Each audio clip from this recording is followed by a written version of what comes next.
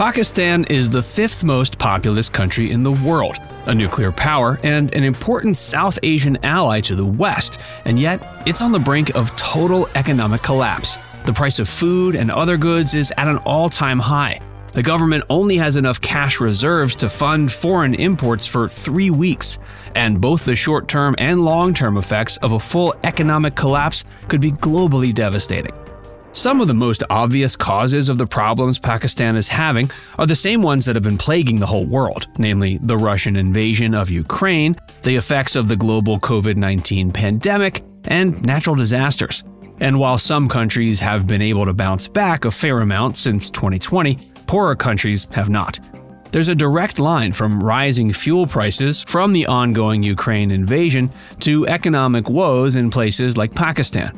Simply put, they have a huge population and rely heavily on fuel, so once prices shoot up, it wreaks havoc on the economy. The same is true for COVID-19, which caused economic downturns globally. Countries with more economic infrastructure to begin with, as well as the ones whose governments sprang to action with solutions to cushion the economic fall, generally fared better. Pakistan, as we'll get into, didn't have anything close to these things.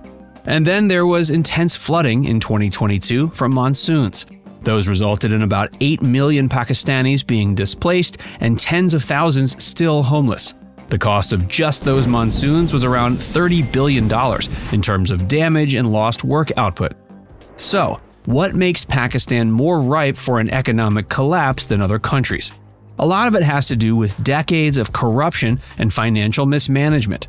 Long before the recent collapse, Pakistan had been borrowing from other countries at like super high levels. And as they did, they were making it pretty clear they really didn't have great ways to pay that money back. Now, borrowing from other countries is incredibly common, and it's not necessarily a sign that things are on the verge of collapse. But the ways that borrowed money is usually paid back are not really working for Pakistan. Usually cash from what are known as Forex reserves is used to meet debt obligations. It's kind of like when you make sure you take a little of your paycheck and try to set it aside for tax season, so you know you can pay the IRS in April. But Pakistan's Forex is only at around $3 or $4 billion at this point, far less than what they owe. Another way to get money to pay back debts is when other countries or business entities invest in your country. This is known as FDI, or foreign direct investment. Pakistan has had a 44% drop in FDI this fiscal year so far, aka people don't see investing in Pakistan as a good bet at the moment. On top of that, foreign investment is usually based on how good a credit rating a country has. And Moody's, a credit rating entity, has lowered Pakistan's credit rating from CAA1 to CAA3. This is mainly because the country, as Moody's sees it, is pretty likely to default on their loans. Ultimately, Pakistan has found itself in something of a vicious cycle. They need money, so they borrow it, and the usual ways they'd pay it off just aren't available. So they're considered a riskier investment, which means even less money comes in, and then they need to borrow more. For the average Pakistani, this is mainly being felt in the form of massive inflation, and considering tens of millions of Pakistanis live off about $3.20 a day, they can hardly afford huge price hikes in everyday goods. Another big part of the collapse has to do with the strength and corruption of the Pakistani military. While it's not technically a military dictatorship, it might as well be. That's because the military is the only entity in Pakistan that has steadily grown since their independence in 1947. It's now a $26 billion entity with power that far outweighs its supposed role. Over the years, it's kind of become a separate branch of government, essentially with no oversight. It invests in businesses as it wants, without any transparency to the public, and without government intervention. It's essentially operating for the obscene wealth of its current and former generals. The generals have purchased and are currently running state agencies that oversee everything from power, water, and housing to telecoms, aviation, and health. And whenever they want more money, they just use state funds, or they take money from the huge defense budget. To give you an example of how big it is, Pakistan spends 2.4% of their GDP on education and 17.8% on the military. So in an era where Pakistan's government and its citizens are in dire need of money, the military is essentially just hoarding all the cash in the country. We're not hoarding all the subscriptions to our channel though. You can totally have one if you hit that subscribe button, just saying.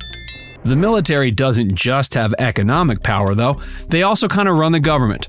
Like, Pakistan has elections, and in 2018 they voted Imran Khan in as leader. But in August of 2022, the military decided they'd had enough and basically ran him out of office. They installed new leadership, but those new leaders have largely been puppets of the military. There's theoretically a free and fair election happening in 2023, which is actually one of the reasons Pakistan is having trouble getting a bailout. More on that in a minute. And just like the military elite in Pakistan, the country's uber-rich are also guilty of hoarding cash. And the cash they spend often goes to buying foreign products like luxury items. In other words, very little of their money goes towards helping the country's economic issues. In the last 6 months, for example, there was reportedly $1.2 billion spent on imports of high-end cars, electric vehicles, and car parts. And most of these purchases were by the ultra-wealthy businessmen and by army generals. This extreme imbalance of wealth, combined with general government corruption and all the global disasters recently, have left Pakistan in a state of chaos. Basic medicines are unavailable, food prices are at an all-time high, gas prices are soaring, and inflation in general is at 31.5%, which is the highest it's been since 1974. The value of the PKR, the Pakistani rupee, has plummeted down to about 278 PKR to $1. That's an all-time low. It's estimated that more than 1 million people are on the verge of unemployment, and they'd be joining an already struggling workforce, which has had rising unemployment since 2019. It's presumed it'll get to about 8.5% in 2023. There's also been a rise in terrorism, potentially fueled by dissatisfaction from the economic collapse. There were 58 terrorist incidents alone in January of this year. To fight all these trends, the government needs cash, and often the easiest place to get it is via bailouts from global banks like the IMF and the World Bank. This has worked in previous years for Pakistan. As recently as 2019, the IMF gave them $6 billion, and yet Pakistan is essentially right back where they were before getting that money, if not in a worse position.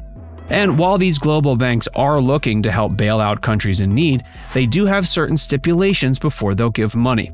And these all boil down to how confident they are that a country receiving a bailout won't just squander it and come asking for more. At the moment, these banks are concerned that with the upcoming 2023 election, much of the money they give as a bailout would go towards politicians advertising and spending money to win the election. But beyond the election, the banks have communicated to the government of Pakistan the types of changes that need to be made to secure bailout funds.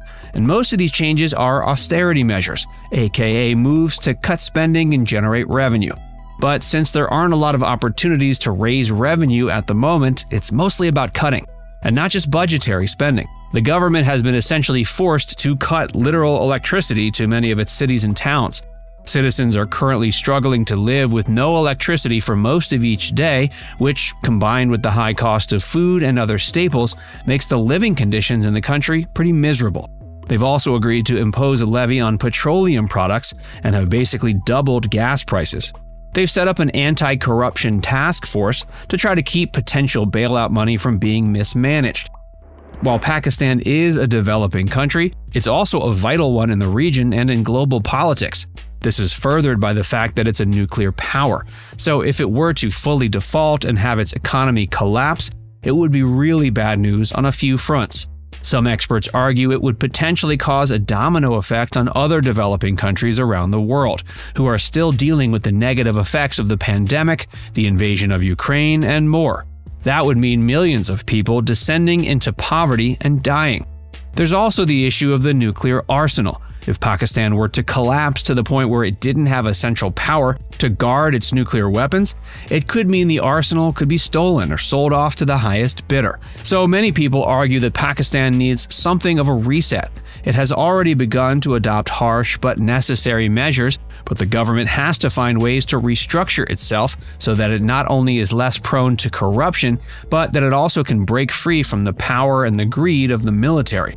Sadly, all of these types of moves will likely result in at least a decade of lost growth, as well as a serious backtracking of any recent progress they've had in education, healthcare, and other sectors. Plus, as people suffer through these potential changes, it'll only cause more unrest, terrorism, and general unhappiness.